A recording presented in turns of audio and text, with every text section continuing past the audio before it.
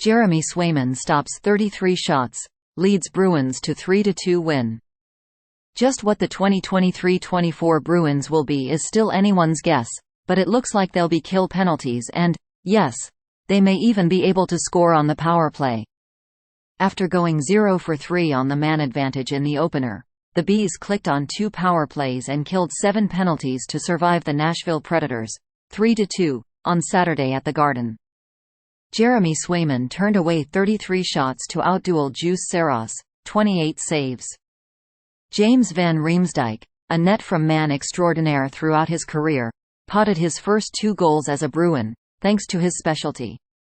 Meanwhile, the Bees took a grand total of 7 minors, all in the first 2 periods, and were only nicked on what would have been their 8th.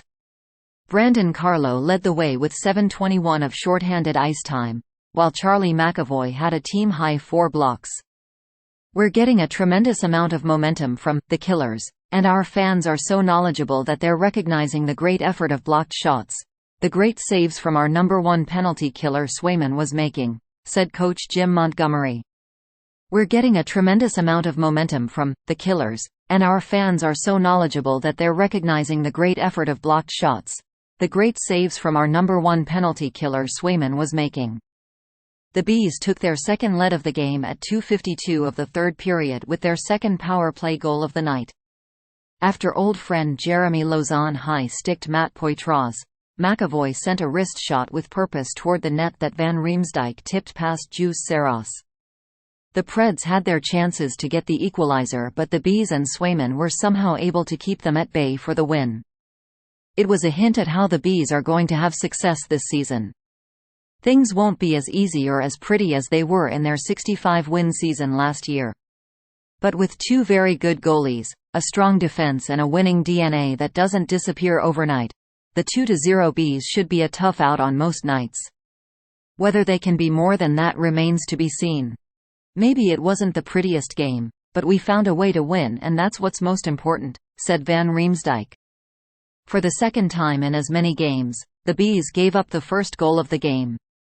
After some good pressure from the fourth line, the Preds quickly transitioned onto offense on a good directional save from Saros. Kiefer Sherwood took the big rebound off the right wing boards and took off. He fed Colton Sissons in the inside of the right circle, and Sissons blasted a one-timer that beat Swayman. In his 3rd career start against Nashville, it was the first goal Swayman had allowed the Preds on the 72nd shot. The Bees were stuck in the mud for much of the period after they took 3 consecutive penalties, and they killed them all off. But when the Bees got their first full power play, they evened up the game with the first goal on the man advantage of the year. It wasn't pretty, but it worked. From the right circle, Brad Marchand sent a pass down to Van Riemsdyk at the right side of the net, and Van Riemsdyk simply banked it off sprawling defenseman Dante Fabro to tie the game, the former Flyers' first as a Bruin. Van Riemsdyk nearly gave the Bees the lead early in an entertaining second period when he drew Saros out of the net. The winger was forced behind the net but appeared to have a slight opening to tuck the puck home on the short side, but Saros was somehow able to kick his leg behind him and close the door. The Bees soon went back into kill mode when Jakub Lauko caught Roman Josi with a high stick and was nailed with a double minor. But the Bees expertly killed off both minors, gaining momentum as the 4 minutes were running down. Back on full strength, Milan Lucic sprung David Pastrnak for a clean breakaway. Pastrnak threw a few tricks in his bag at Saros, but the outstanding netminder held his ground and made a glove save. The penalties kept coming for the Bees.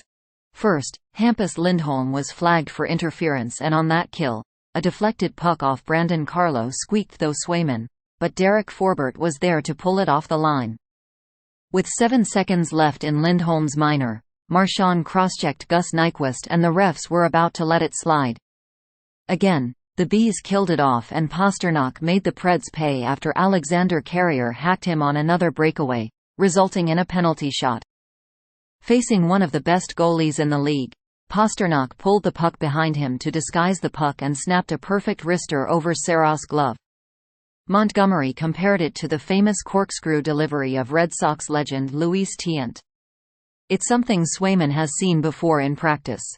It works every time. "He's good at it," said a smiling Swayman. But the Bees kept taking penalties, and they finally paid for it. Lindholm was set to go to the box on a tripping penalty. On the delayed call with the extra skater on for Nashville, Josie's blue line slapper was tipped home by Sissons to even it up with 3:06 left in the second. The Bees were on their best behavior in the third, took what the Preds gave them early and, though they had 2 more PP chances to put it away that they couldn't convert, they survived some hairy seconds. Juuse Saros pulled for the extra skater to come away with their second win in as many tries. Thanks for watching NY Sports News. Stay tuned for more updates.